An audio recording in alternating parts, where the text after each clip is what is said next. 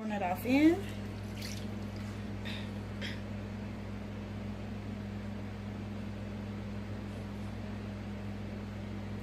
Some more. Okay, so I got one. I'm gonna melt some more wax because I didn't have enough room. So I'm gonna melt some more wax for the next one. I got much more. Okay, so I got some more wax melted, and I'm just gonna pour it off in my second container.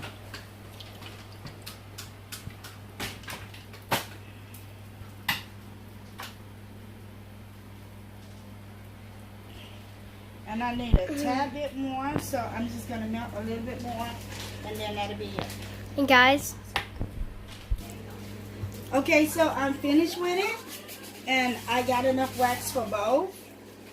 And this is how it looks after it's finished.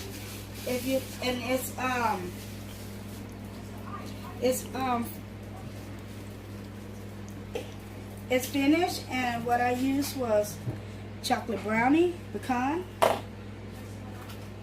and pumpkin spice wax cube.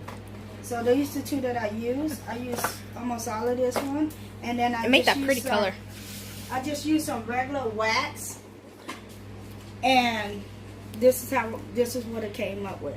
So if you like this video, give me a thumbs up and subscribe at the bottom. Bye. The candles are finished, and now it's really solid.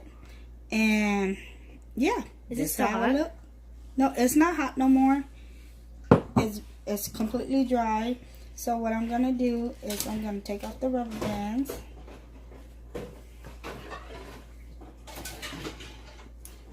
Get the rubber bands off. Oh, I'm just gonna pull it up.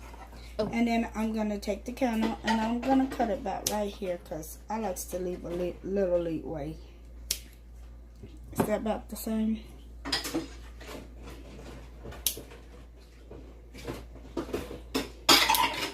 Okay, there.